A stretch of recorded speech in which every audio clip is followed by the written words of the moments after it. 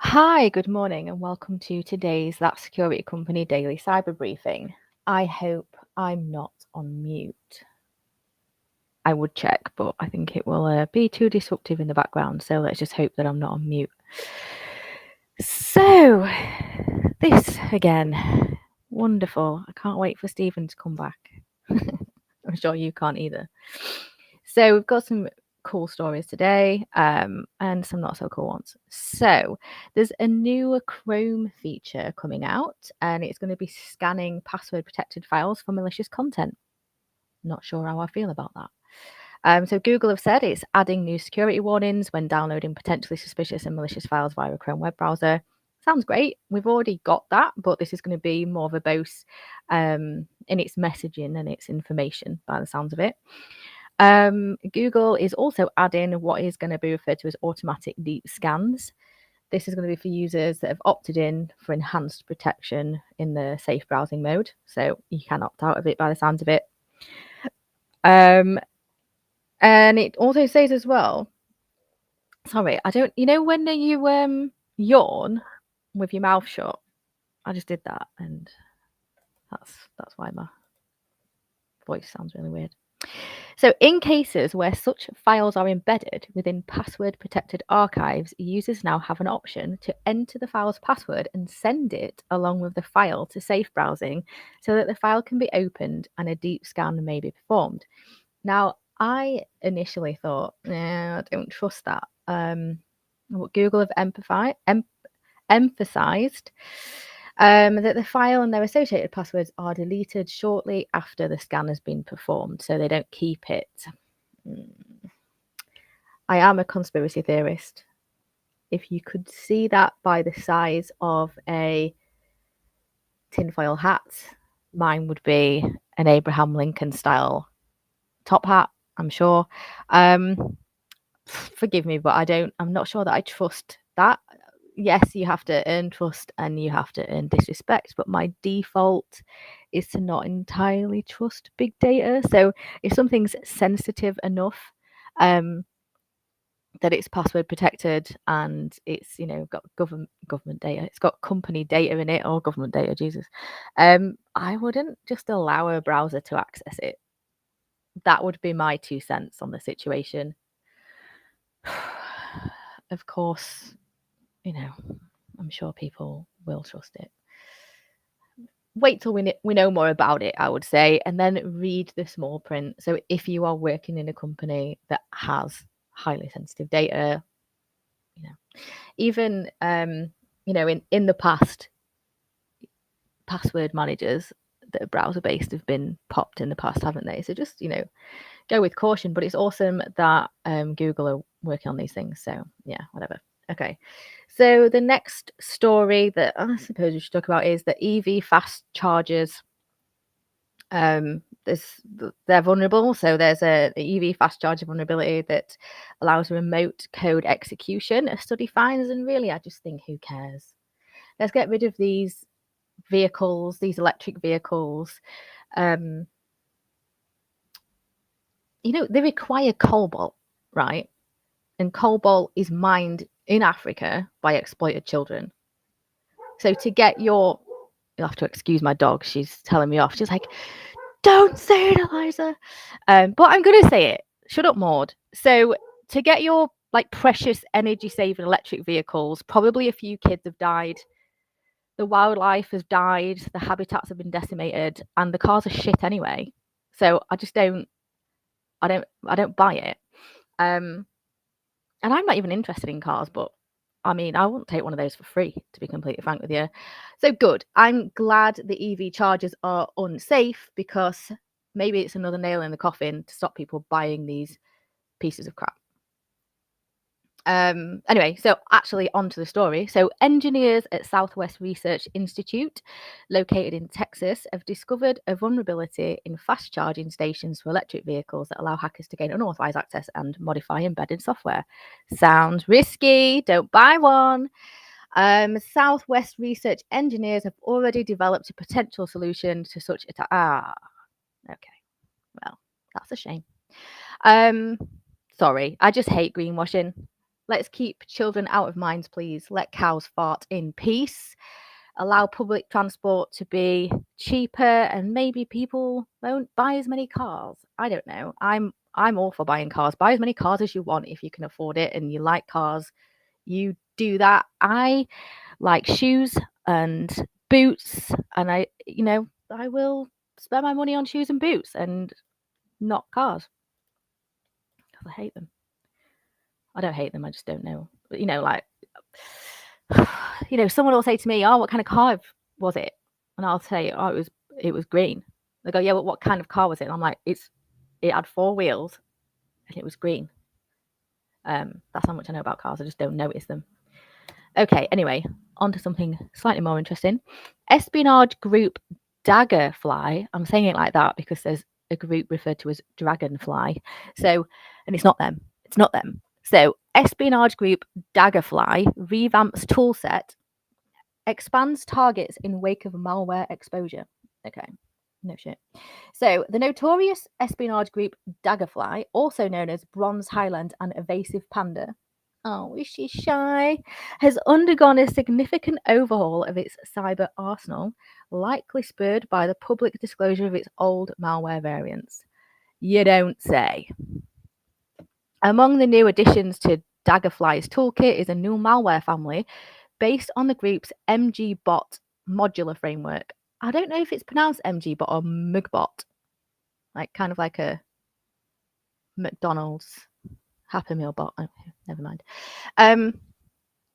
Anyway, so they've got a load of new variants, and it sounds very risky and something that should definitely be looked at. The group can target major operating systems, including Windows, Mac, Linux, and Android. In addition to the documented tools, Daggerfly has demonstrated the ability to Trojanize Android APKs, intercept SMS messages, DNS requests, and even develop malware targeting Solaris OS. Interesting. So this is definitely one to learn about and just have on your radar. So this is, they're very active at the moment, basically, is what I'm saying. So remember not to confuse them with Dragonfly if you are trying to look into the TTPs there. I had a look on the MITRE ATT&CK Navigator this morning, and I couldn't find any of the names associated with this group on there. So there's Daggerfly, also known as Bronze Highland, an Evasive Panda. I always think of like a shy panda being like, "Don't look at me, I'm shy," whenever I hear that, evasive panda. Anyway, so I had a look on the ATT&CK Navigator this morning. I couldn't find anything on the enterprise version. It might just be me. It's early. But if you go on there, I mean, Dragonfly's on there, and a few of us are on there. There's loads on there, but I just couldn't find any of those ones. So if you have a look and you do, can you just pop it in the comments, please? Because it's probably just me. They seem to be an established group, so I don't know why they wouldn't be on there. Anyway, this story, I love this story. It's so cool. I love, super nerdy people that come up with cool workarounds for things. One sec. Just having a sip of my morning Diet Coke. Probably the least healthiest thing ever. Probably safer having a sip of arsenic in the morning. It's been proven to give you dementia, Coke, not arsenic. I forgot what I'm talking about. See? I really hope this is not recording. Anyway, so this story is great.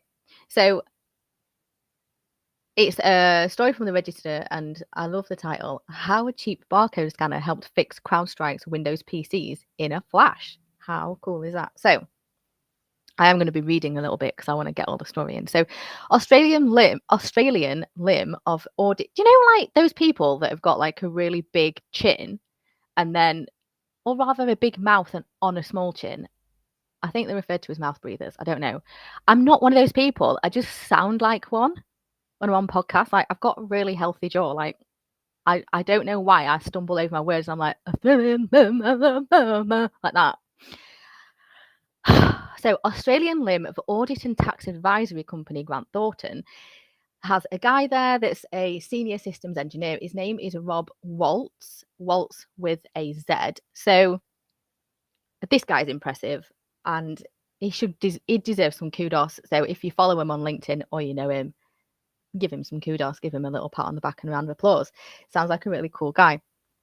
So he remembered a small but important fact that when PCs boot, they consider barcode scanners no differently to keyboards. I did not know this. So also, I have no reason to know this, and quite frankly, I don't care outside of the context of this story. Anyway, the knowledge nugget became important as the firm tried to figure out how to respond to the mess CrowdStrike created. I love the register. Which at Grant Thornton, Australia, threw hundreds of PCs and no fewer than 100 servers into the blue screen of death. Anyway, and they've actually referred to it as CrowdStrike's shoddy testing on the register because they're hilarious. The firm prioritized recovery for its servers, obviously, and tackled that task manually. But infrastructure manager Ben Watson and Waltz felt the sheer number of PCs at the firm meant an automated response would be required. Yeah. The response could not, however, involve distributing BitLocker keys. Doing so would be obviously very risky. So also it was too risky for them to read out 48 character keys to people that were already stressed and in a panic. So they were just like, that's going to be a no as well. Which was when Waltz's memory was triggered about barcode scanners. It was probably one of those things that like he thought, if that ever comes up in a pub quiz, see what I mean? I don't actually talk like this in real life. Normally I'm like, hello, my name's Eliza Milson and I'm fabulous. And then I do the daily cyber briefing and I'm like, oh, I don't know what my name is. So anyway, yes, he probably thought that was a useless bit of information. And then one day he had his moment and he was like, this is my time. And it is your time to shine, Waltz. So anyway, Waltz and some colleagues wrote a script that turned the BitLocker keys into barcodes and they were displayed on the locked down management server's desktop. Okay. The script would be given a host name to generate a necessary barcode and lapse password to restore the machine. Waltz went on to an office supply store and acquired off-the-shelf barcode scanners. At the point when rebooting, PCs asked for a BitLocker key, pointing the scanner at the barcode on the server screen made the machines treat the input exactly as if it had been typed. So they could, that rescued it. It's a lot easier than typing it out, and the server's desktop could be accessed via a laptop for convenience. So I'll be honest, I don't understand the deep technical side of that. I don't really understand, the assembly and all the whatever else is friggin' used in barcode scanners, but I'm impressed. That is really cool. So I love that. That's brilliant. I hope he got a raise. And I don't know, some flowers. Is that a girl thing? I don't know. Am I going to get cancelled now for sexist remarks? I have no idea. So thank you. I realised yesterday I ended the stream and it cut me off. So what I'm going to do is go like weirdly quiet for a minute and then hopefully not cut myself off.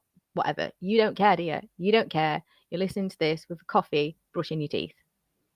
Hopefully not, because it sounds like a really dangerous combination to brush your teeth with coffee.